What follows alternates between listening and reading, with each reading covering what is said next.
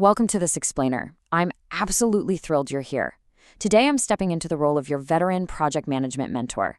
We're going to walk away from those fragile, rigid traditional methods and step into a dynamic, data-driven system that actually works for modern knowledge workers. Let's get right to it. Let's start by addressing the absolute biggest pain point we face in our industry today. Think about it for a second.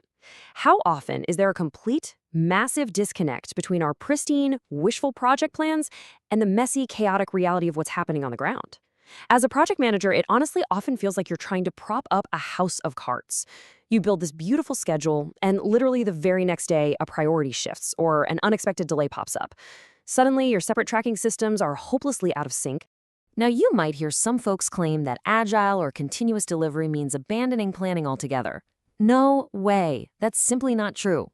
As Dwight D. Eisenhower wisely noted, in preparing for battle, I have always found that plans are useless, but planning is indispensable.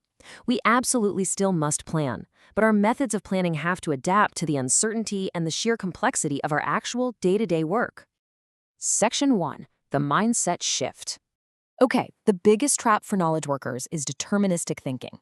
That's when we demand an exact, concrete number of hours for a really complex task. Think about it like this. If you ask 100 people exactly how many strawberries make up a kilogram, some will guess a concrete number, but the smart ones, they'll offer a range. We need to shift to probabilistic thinking. Instead of guaranteeing a task will take exactly 6 hours, we need to think in ranges, say 4 to 8 hours. We have to accept that variability is just a natural part of our work. Because of that variability, the crucial point here is that we must abandon the traditional push system of Gantt charts.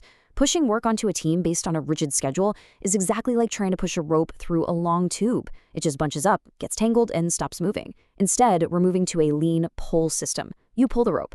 A new task is only started when the previous work is actually finished and the team's capacity naturally frees up. It's a total game changer.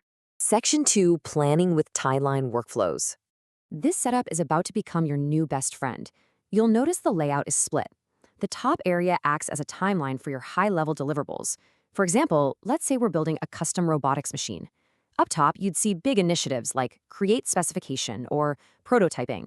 Then those massive chunks are broken down directly into daily execution tasks in the workflow right below it. Your high-level plan and your daily reality now live in the exact same system. And this brilliantly illustrates exactly how we connect strategy to execution. By tying those high-level timeline initiatives directly to their child tasks, the status updates automatically. You only start an initiative by pulling its first child card, and you only complete it when all those child cards are done. Furthermore, by applying work in progress, or WIP limits, you artificially restrict how much your team takes on at once. This focuses everyone's energy onto a small number of items, making absolutely sure work is naturally pulled only when they are genuinely ready for it. Section 3. Execution and Daily Tasks. When competing priorities inevitably clash, you explicitly manage them using these 4 classes of service. Think of it like an airport. Expedite is for an emergency landing. It violates limits and needs immediate attention. Fixed date is your boarding time, a strict, non-negotiable deadline. Priority is like business class boarding, and standard is your everyday baggage claim. Allocating your team's capacity strictly across these specific lanes completely removes the guesswork of what to tackle next. When it comes to pulling these tasks, I want you to think of commitment like the stages of a relationship. When a task is in the backlog, you're just dating. Moving it out means you're engaged. Once you actually start working on it, you are married. You are fully committed. And when it's done, well, you have children. There's absolutely no undo button. My secret for you as a mentor is this: defer deep commitment until the absolute last responsible moment. That is how you avoid overwhelming your system. Work should always progress strictly from left to right across these commitment points. You are crossing firm boundaries of commitment. We absolutely do not want to see work moving backward from married back to engaged. Maintaining this strict one-way flow is exactly what guarantees a highly predictable, stable workflow. Of course, in the real world, issues are going to happen. When they do, visually flagging blockers directly on the task cards with custom colors and icons notifies everyone instantly. This is vital. As your mentor, I want to see the team swarm and resolve a problem the very minute a red flag goes up. We are not waiting 3 days to hear about it in a Friday status meeting. Section 4. Scaling to Management.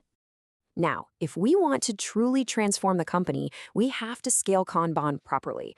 We aren't just managing tasks here, we are managing the flow of information. It builds organically, starting from your 15-minute daily team meetings, filtering up to weekly service delivery reviews, and all the way up to monthly operations and risk reviews. By connecting that daily, ground-level data straight to company strategy, you completely eliminate executive blind spots. Section 5. Tracking and Forecasting. Before you look at a single efficiency chart, you have to remember this golden rule from Peter Drucker. Nothing is less productive than to make more efficient what should not be done at all.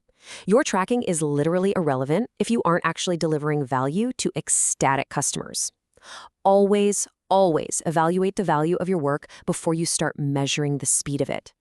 But assuming you're delivering that value, a cycle time heat map becomes an absolutely invaluable tool in your mentor playbook. It visually highlights your worst process bottlenecks in bright red.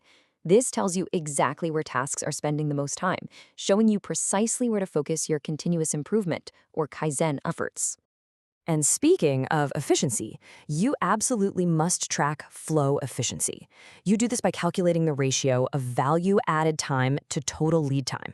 This reveals the cold, hard truth. If a task takes 5 days to complete, but the team only actively worked on it for 2 hours while it just sat in a queue the rest of the time, your flow efficiency is terrible. This metric forces you to stop managing the workers and start managing the work that's just sitting around waiting in queues. I'm going to leave you with this thought. If you strip away all those wishful schedules today and let cold, hard data guide your flow, what terrifying, hidden bottlenecks will your system reveal tomorrow? It's time to stop guessing, start tracking, and let pull transform your projects. Thank you so much for joining me for this explainer. See you next time.